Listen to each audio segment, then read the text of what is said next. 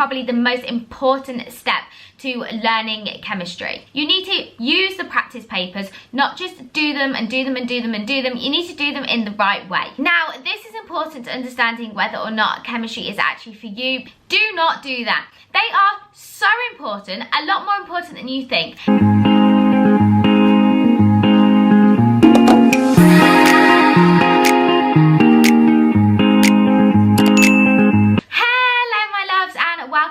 To my channel. So today's video is going to be absolutely crucial if you are taking chemistry A-level or even GCSE, because I'm going to be giving you my 10 top tips on how to smash chemistry A-level and getting those A's and A stars, and a little bit on working out whether or not it's actually the right A-level for you. So I took a biology, chemistry and maths as A-level, and chemistry started out as one of my worst subjects. I hated it, a lot of tears were shed. However, by the end it was actually one of my favourites, and I ended up doing the best in chemistry. I did get that A star, and so can you. Do not fear, if you are stressing out right now, then you feel exactly the same as me, and with these 10 tips you will get there. So make sure you watch till the end of the video to find out how. But before we get on with the tips, if you are new, then hello, welcome, I'm Anna. My channel has a little bit of everything from academia, medicine, fashion, and it would mean the world if you decided to stick around and subscribe.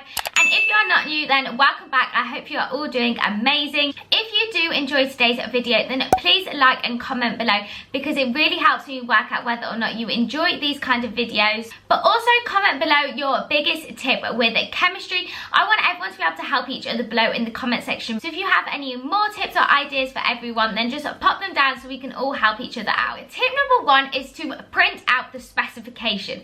Some of you might not even know what the chemistry specification for your course is, but trust me, it is so important. Get to know the specification, read through what you need to know. Your teachers might be teaching you extra little bits that actually aren't on the specification, so you don't need to know them at all, or they might be missing out really important tips.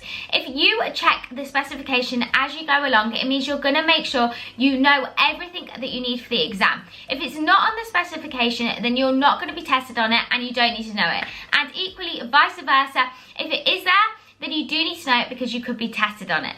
It's also so important to learn the definitions on the specification. Chemistry is very particular about certain definitions, and if you get them straight from the specification, then you can't go wrong. They're exactly what you need. Put these into your notes and learn from the specification definitions. Use the specification as your primary resource to keep you on track with your course. Tip number 2 is to understand the 3 different sections of chemistry. Chemistry A-level is broken up into 3 different parts. You have got physical, inorganic and organic, and you want to make sure you understand each different section. You might find one particularly hard. For example, I hated organic with the mechanisms, so I had to work really hard at that, but just knowing that I needed to work a little bit extra organic was really helpful. Whereas physical I found a lot easier with a lot more equations. It's just working out where your strengths lie and working around that and putting in extra work to the area you find more difficult. Tip number 3 is to read ahead. So before every lesson I like to read ahead a chapter or 2, just so that I know I'm not hearing this information and trying to learn it for the very first time. It is so beneficial and actually scientifically proven. It helps you learn better if you've already pre-read it.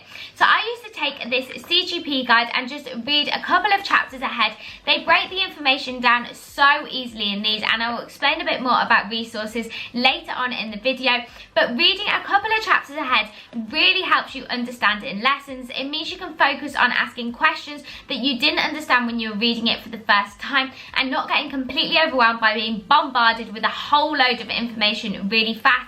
Don't go and learn it before the lesson really well, because the teacher is going to teach you it. Just make sure you've got a little bit of an understanding, you've read over it, kind of targeted the areas that you don't understand, so you can pay more attention to those in lessons and maybe ask some questions that you had when you were reading it for the first time. Tip number 4 is to take your practicals seriously. Now, did I listen to this tip in first year of chemistry? No. I was a bit of a nightmare at practicals. I found them quite difficult. They didn't come to me naturally, and I kind of just did that whole mess around in lessons, didn't really listen to them. Do not do that. They are so important, a lot more important than you think. Not only do you need to pass your practical assessment, you actually get tested on them a lot. They come up a lot. There are equations related to them, and you even have a whole test at the end, paper 3, that is based on your practical knowledge. So pay attention from the beginning. It is so much easier to learn it if you have paid attention the first time, and it's just really helpful to revise if you try to learn it the first time you did it in the practicals, whereas messing around, not understanding it, and then trying to revise not practically, it's actually so hard to learn a practical if you don't remember doing it, like actually doing it. So make sure you pay attention when you are doing them in lessons, because it is going to help you out so much. Also, when it does come to revising them, learn them in detail. You need to know exactly what distillation is. You need to know exactly what fractional distillation is. You need to know the differences of equipment, the differences of the steps. You need to know these practicals inside out, because believe me, if you have a whole question on a practical, they are very particular on what you need to know. You need to know them step by step, broken down and in lots and lots of detail. So do not ignore these practicals. Pay attention from the beginning and learn them really well and in detail, and learn the diagrams, learn the different apparatus that you need, learn the steps. They are so important. Tip number 5 is all about past paper questions. Now, you've probably heard everybody in every video like this bang on to do past paper questions, but they might have not told you that you need to use them as a revision resource. You need to use the practice papers, not just do them and do them and do them and do them. You need to do them in the right way.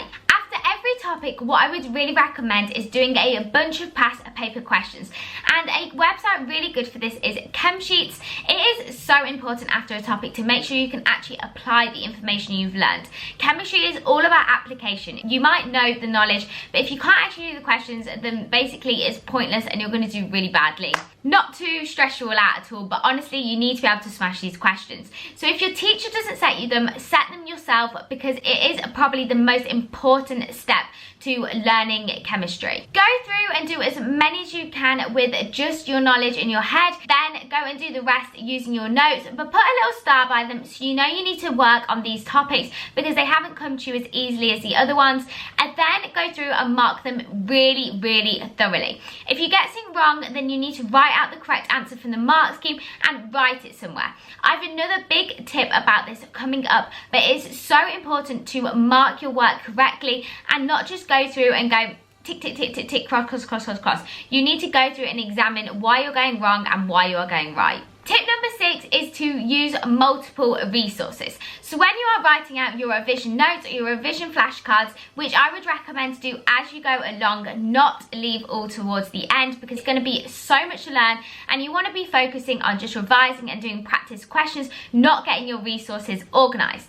But as you are writing them, I would recommend using several resources at the same time. So what I used to use was my CGP guide and my class notes. I was really fortunate that I had some amazing chemistry teachers, so my class notes were really great. But if they are not, then I would use a chemistry website such as Chemsheets and the CGP guide and your class notes to make sure you combine all of the correct information. You want to be using your specification to make sure you have the best set of resources possible, because you need all the information.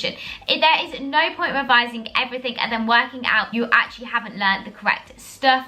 So you need a good set of notes with the correct language to get those points on the mark scheme. The way I personally like to do it was to write a really condensed set of notes for each topic and then put them into a little folder like this, and it just meant that all of my knowledge was really condensed and really easy to revise from. However, I know a lot of people like flashcards. That for me, it just didn't really work. I like having it all written out on a piece of paper, but whatever you do, you want to make sure it's in a language that you understand and is as condensed as it possibly can be.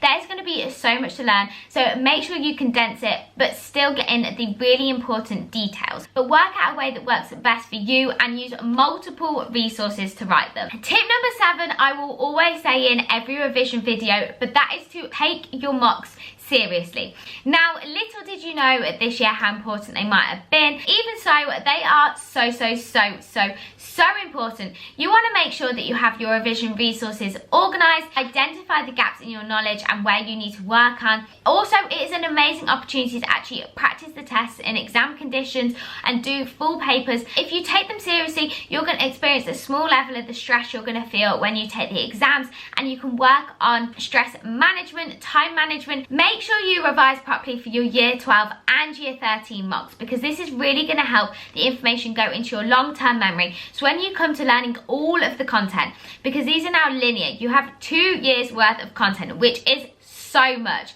to learn at the end of year 13. If you know your year 12 stuff really well, because you have done it not once for the year 12 mocks, then done it again for year 13 mocks, when it comes to the real thing, you're going to find this information so much easier, and it means you can just focus on the harder year 13 content. So tip number 8 is all to do with how to tackle questions that you get wrong. So first of all, when you are doing those end of topic questions, you want to make sure you use the mark schemes to write down the correct answers, and then get a full list of questions that you have got wrong. So you end up with topic by topic, a list of questions that you kept getting wrong, and then you can just go over these to make sure you don't keep getting them wrong. You will very quickly notice that very similar questions do keep popping up in the past papers, so it's so important that the ones you get wrong, you learn why you've got them wrong, you learn how to get them right, and you don't do it again. Then when you are doing full pass papers, what I used to like to do is when I went through and marked them and saw a question I got wrong, whatever topic that was in, I used to write it on the back so I knew I needed to go over and revise that a little bit. And then I used to cut out the actual particular question, write the answer correctly and stick it on a flashcard. And you would then end up with quite a thick chunk of flashcards with all the questions that you found hard. This means that towards your exam, you can just go over the questions that you got wrong and make sure that you're not doing them again. Chemistry in particular is so important for this, because you'll really notice the examiners are a little bit lazy and the same questions keep popping up.